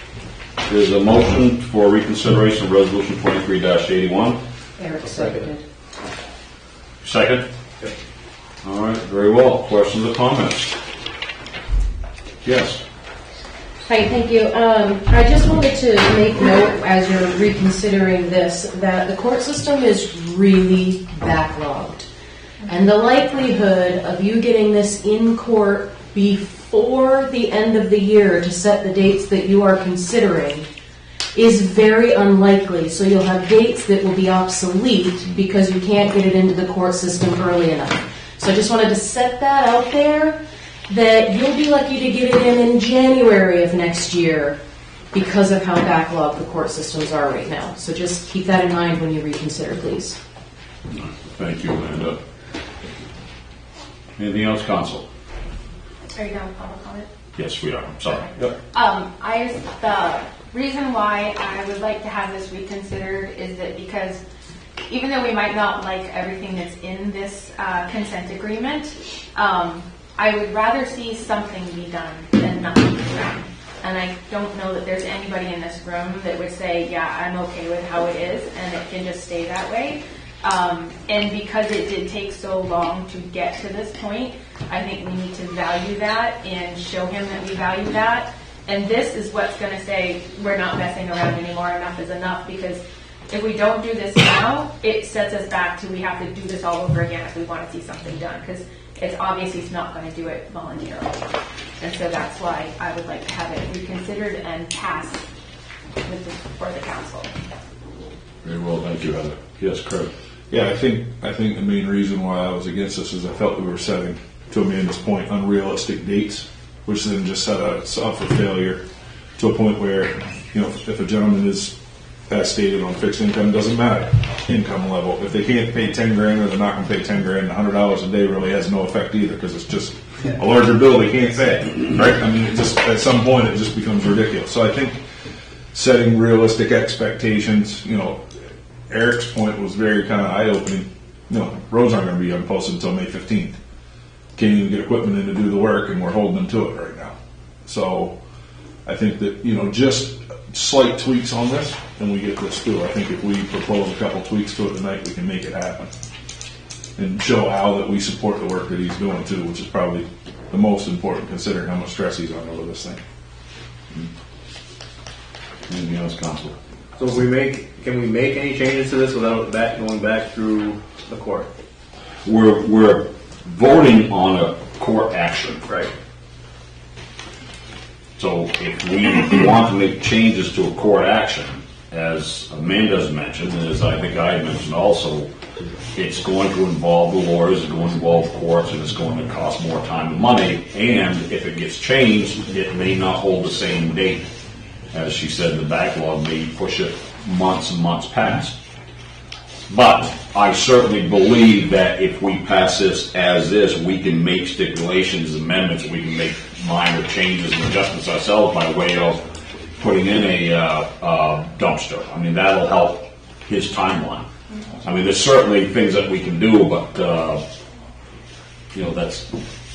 I don't know that Ken wants a court actions in there, because once that's in, that's kind of the letter. We're giving over our ability to oversee this. Okay, let's back up a step then. To clarify, what stipulations are you looking to add? What do you suggest? What will make this better? By year's end, debris, disabled vehicles are moved off the property, and there's no occupancy until there's a septic that works there. Because for me to move into my house when I built it, I'd have an occupancy permit to live there. And I was also on a fixed income, where I got paid X amount of dollars per week, right? And I knew what my budget was, and I knew what I could do and what I couldn't do. So it doesn't matter. I mean, it sounds heartless, but I understand he's in a situation. Everyone has a situation. If we continue to bend and bend and bend past these points, are we really playing hardball, or are we just playing the game? Right? I mean, that's kind of where we're at. That's what I feel like. Right. I guess my thoughts is that we have codes in place that do not allow occupancy. Sure. We just said that we're no, listen, he said he doesn't like it, and this shouldn't be, but he's allowing it. I mean, if we say, look, we can't have this. I mean, here's a court action, we really can't have him there. I mean, I don't know his thoughts on why that. He stipulated several times he doesn't like it at all.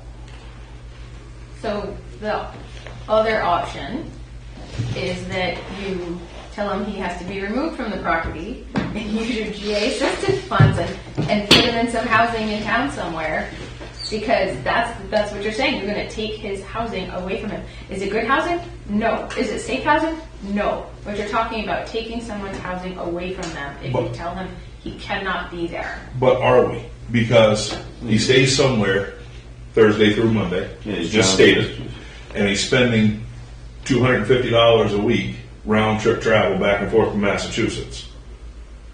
That's $1,000 a month. He's a resident of your town. But is it? Because he hasn't been granted occupancy, so how is that a resident? Can you imagine if you were his neighbor and we let this go on and continue on? I am his neighbor. I live right up the road. No, but I mean like neighbor, right? I mean, That's the only reason it's gone that long. There isn't anyone immediate. There's no one within eyeshot. Used to be me. Not anymore. I don't know. I just think that if we don't move this forward now, after all of this work, we're looking at searching for a code officer, maybe being in a position without a code officer for a while when Al retires. It's not going to get better than this in the next 6 to 9 months. It's been a long time to get here, too. I agree with you. We put this in place. We have an agreement in place at least. A lot of times these agreements don't stick, and you end up right back again. You can put the agreement in place and not give him occupancy permit. He doesn't have an occupancy. That's what I'm saying. Al's not giving him one. Well, we can He's tell going to Al, be we living can there in ask. violation. I know that, And Al's been allowing it for 2 years, so we can ask Al to enforce it and have him, removed from that property, or not allowed to live at that property. But I believe if we do anything like that without this in effect, we've gained absolutely nothing. Right, It's been but 2 this- years of hard work on that man's part in aggravation with the townspeople and the council, and we gained nothing. So what if we bake on this for another 2 weeks until Table our next meeting, and then we can talk to Al about what our other Sure. options are as far as, because he opened it up to us tonight. So this is our chance, right, to Yep. have our input in this process. Right. So I feel like this is the ninth inning and it's tied, right? But this is our opportunity. Yep. So we can ask that the motion be rescinded and we can move for a table. Because I personally think it doesn't warrant further discussion. Go ahead, Craig. May I ask maybe a question to clarify on certainly, yeah. the court system? Are we concerned about if we start to change things that's going to delay this process, or that we're already probably in a position of this being pushed through and not being finalized and approved through the court until the end of the year? I think you're looking at both Okay. as a potential. And the other thing to consider with GA, if he calls Pittsfield home and considers that he plans on staying here forever, he's your resident and you're in charge of his GA assistance if he has no housing. Gotcha. That's statute. Interesting point. I wouldn't see them fighting if we're voting to increase his time to get that done. So I wouldn't see this being any big pushback. It would just be amending the document that's in there, and each attorney gets one last glance. Well, you're making it and it's something. over. So you're thinking making it like July? Yeah, I'm thinking July 1st, Because July this 31st. You couldn't have gotten any equipment in there either. It's very weather dependent. This is- It's very wet land. Oh, Yeah, I don't think we could have got anything in there this whole summer, given what's rained. so a few years ago, I owned the property next to him. Swamp land. Yeah, exactly. Any Right other across the road is higher than That's state state law. No state permit for that. council? Anything else? Just so you know. Doc? For tape on it. Craig? So the point that Donnie just brought up, he has the authority to override Posted road. posted road. That's state law. I can override that for the state. So if Donnie's willing to do that, then we can. That's an option for the landowner to employ. Gives us the, If- right, just getting that out there, right, public knowledge. If the landowner is made aware of that and he has a plan in place to use that, not that he just takes it and doesn't use it, but if he can use it and approaches the town for that, that's certainly an option. It just changes my view of what we're doing, right? Because if we have a way to make it a feasible end date, then that kind of changes the way that we vote on it. So that's just information that now. And I think that's entirely okay to say, this is the agreement, and we will not accept anything beyond this because our Public Works can waive the road posting. We can They're work with willing you. to give you a dumpster to get the garbage and stuff and loose things cleaned up before the end of the year. Get your trucks and stuff out of there, get all the miscellaneous stuff out of there, get it cleaned up in the fall. And those are conversations Al can have with him if you don't want it in here. But just to make sure that he knows there will be nothing after May 1st. Yep, excellent point. Thank you for offering that. So you all set? Yeah, on that, I Jason? base vote. Yeah. All set? Eric? Yeah. Heather? All right, so let's move on to motion. All those in favor of resolution 23-81, please signify by saying aye. Aye. All those opposed, nay. Ayes have it. 23-81 passes. No, the motion was to approve it. Yeah. All right, thank you for that. Let's move on to discussion items. Catherine? Very good. You have this department report for all the departments in your package and information on all of their accomplishments and achievements for July, as well as the financial reports for budget and just for budget, because the revenues has the issue with the TRIO package program in which they're looking at the cash receipts for one for June and one now for August. that did not do its automatic posting. And so I can't post it because there are several funds involved. For the ones that this happened on last year that had one fund, I could do that. But there's something called the Duputin Fund that doubles itself if you start posting. So Trio's working on those. If it's not completed shortly, I'll just issue the revenue budgets and write on the side the changes. And the expenses perfect. And that's all I have. You go. You all set? Okay. All right, very well. Let's- And I'm going to have a rest in the future. And we can prove that now, can't we? Did you think you'd ever say that, Catherine? No, I didn't. Congratulations on that. All right, so let's go to reports. You have the option, if you'd like, to do it in absentia. Is that the right term? So I would like to present this on the record, even though I don't know what has happened. I hope everything's okay with his family. To present this legislative sentiment, I'll read it out for you. State of Maine, be it known to all that we, the members of the Senate and House of Representatives, join in recognizing Ethan Brownell of Pittsfield, a teacher at Maine Central Institute who was named the 2023 Maine History Teacher of the Year by the Gilder Leher Institute of American History, the nation's leading organization dedicated to K-12 American history education. We extend our congratulations and best wishes, and be it ordered that this official expression of sentiment be sent forthwith on behalf of the 131st Legislature and the people of the state of Maine. Given this 10th day of August 2023 at the state capitol, Augusta, Maine, signed by the President of the Senate, President Troy Jackson, the Speaker of the House, Speaker Rachel Talbot Ross, the Secretary of the Senate, Derek M. Grant, and the Clerk of the House, Robert B. Hunt, introduced by myself from Pittsfield and Senator Brad Farron from Somerset. And just on a personal note, I have had the chance to get to know Ethan over the past couple of years. He was my son's history teacher. He's a phenomenal teacher who's been at MCI for 10 years. This is his 12th year of teaching total, and we're very glad to have him at MCI and helping our students learn about the history of our country and world. Thank you. Thank you very much, Amanda. All right, anyone else in the audience have anything they'd like to discuss? Pete? I'm good. Pete? I'm good. You sure? Yeah.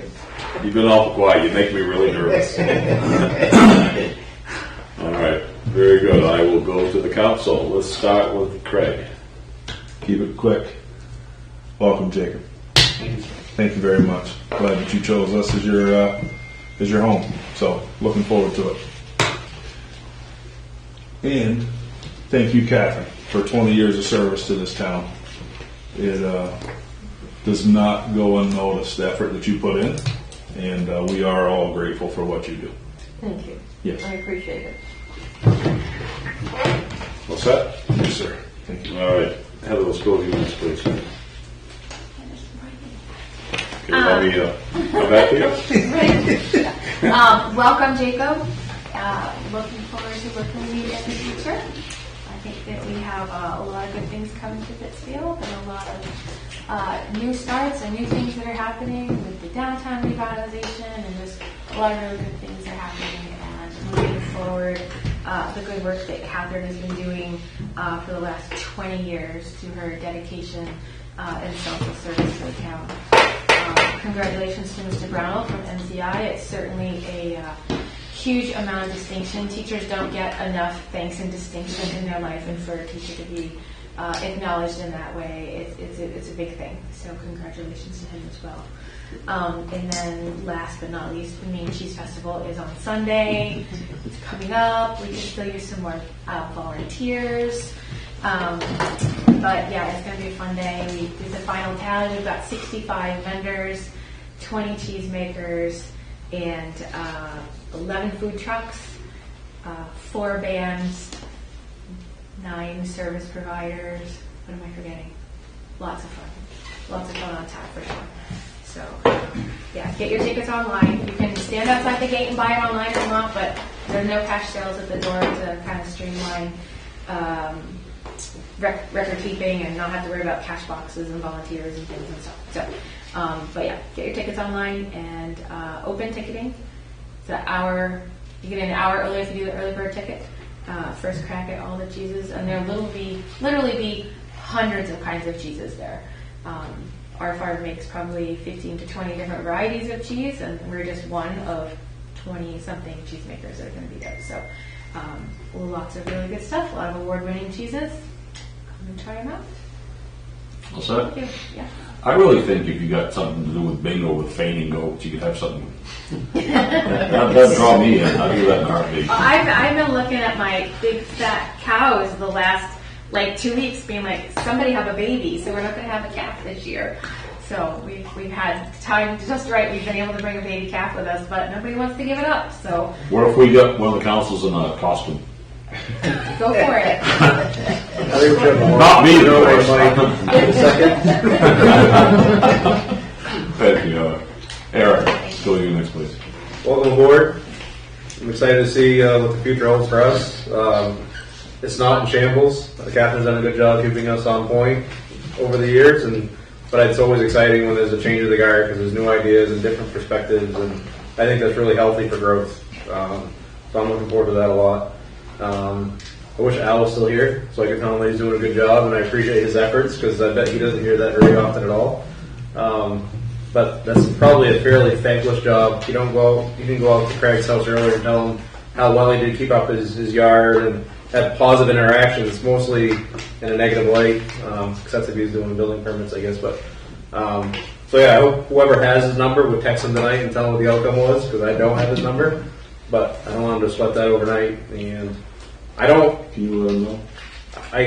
Yes, I'll email it. I hate how that was. I really don't love how that thing was written, and I don't love the process, to be honest with you. But to Heather's point, I mean, progress is better than what we want is perfection, right? So progress is better than that, because perfection is super hard to achieve. So just keep plugging and cleaning this town up one place at a time, and just show people that it's not a place to just slam your camper in and back into the mud and hang out. I mean, it's people live here. We have pride in it, certain standards. That's it. All right, thank you, Eric. Jason, let's go to you next, please. Yeah, just want to welcome Jacob. Looking forward to working with you and moving things forward in a positive direction. I'd like to thank Heather for bringing that conversation back up and getting positive movement on the Webb Road situation. That could have gone multiple ways, and I'm glad it got some kind of resolution tonight. Catherine, was there any update on the town audit?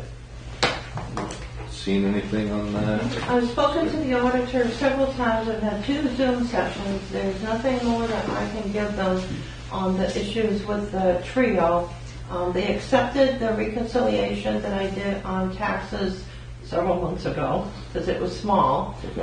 After Trio created the program to straighten out the issues that happened when we went over to the new program. The water sewer is a larger issue. Trio is working on that. The auditor does not want to come back and finish the audit until the water sewer has the correction on Trio. But both of them are working on it, but it needs to be done. I've told them we need to get this done. Right. Okay. Yeah. There's nothing more I can do. No, that's fine. I'm at the beginning of hadn't the heard it. pack. Yeah, we're at the beginning of the pack of those that have the changeover, that have beginning balance issues from the program, and Okay. it just was a program that was rushed through because they had to do it. Okay. Good. Yeah. Yeah, and that's it. All right, thank you, Jason. Doc, go to you next, please. Yeah, I just want to congratulate Ethan again. Anytime you get an opportunity to thank a teacher, I think it's a very important thing to do. And Heather, for reconsidering, bringing up the issue on that property. I think it's very important, and I thank you for doing that. I just want to welcome Jacob again and again. I've had the pleasure of working with the committee to select him, and I've had the pleasure and opportunity to work with Catherine during this transition.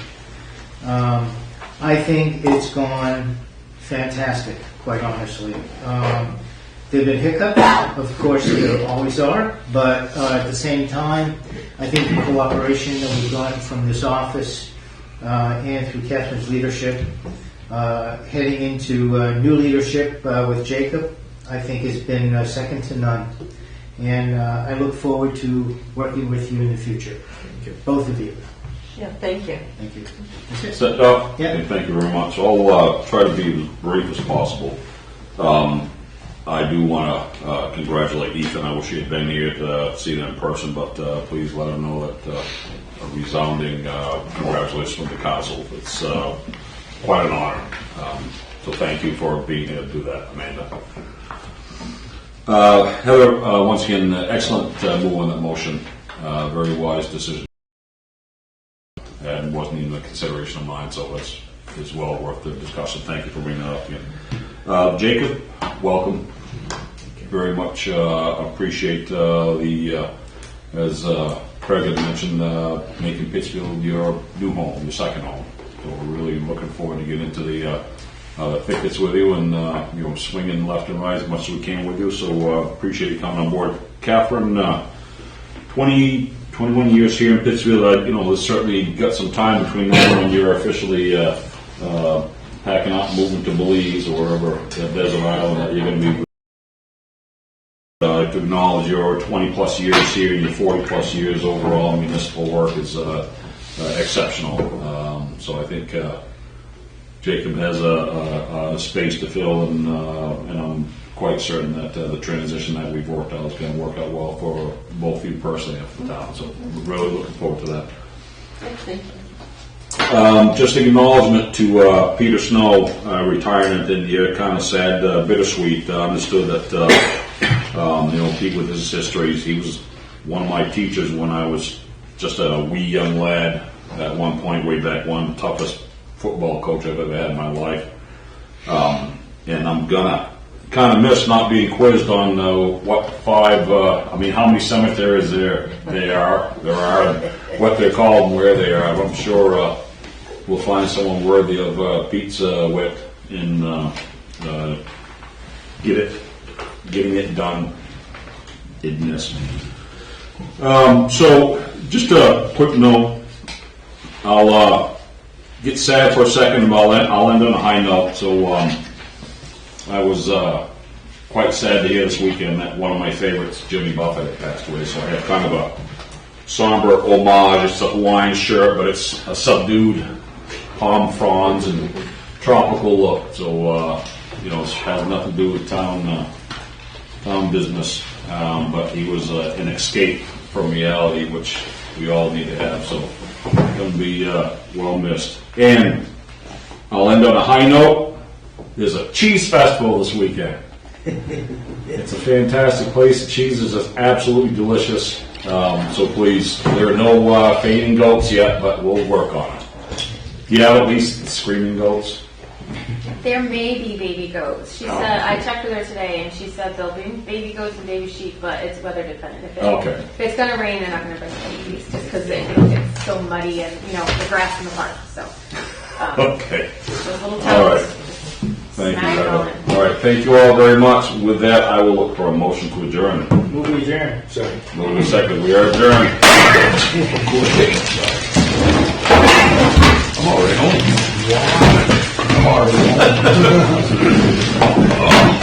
Where do you think you're going? Yeah, nice try, Craig. She beeline for you. You notice that? I did. She worked out her angle and trajectory. Thank you for coming in. Absolutely. Thanks, Mike. Thank you. Again, pleasure to see you, honey. I'm always glad to see you, and please feel free to show up anytime. That was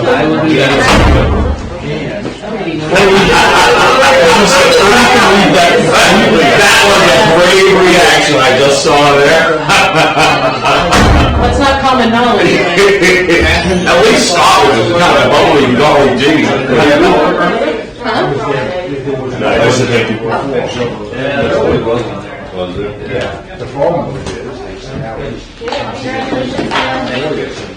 Sorry, I was late. That's going all right. We waited to get the good stuff after you got here. Apparently, I'm going to be entirely honest with you. I went over and walked GW Parks following my kid around as he played his first golf match for the middle school for Warsaw. Yeah. And I went home, sat down in my chair, put my basketball shorts on and my sleeveless t-shirt. I was hanging out before I changed the channel on the TV, and I get a text from Eric. He goes, "Hard out by 7:30." It's council night, so I had to get dressed again and rub my ass up here. You should have came this way you were. Honestly, I expected it because I almost thought, geez, I wish I had some clean shorts. I go there in shorts and t-shirt. I'm justified. The weather's horrible. I'm a little ripe over here on this side. I've been walking for. I'll take your word for it. You probably nose blind over there, Isn't that an awful feeling? That's a terrible feeling. I don't realize. Oh man, my kid looked at me and goes, "You keep swearing, you're gonna buy me a whole new car." Because I gotta pay him $25 to swear. Oh, I think it's expensive all night. Mr. Grant, how do you know?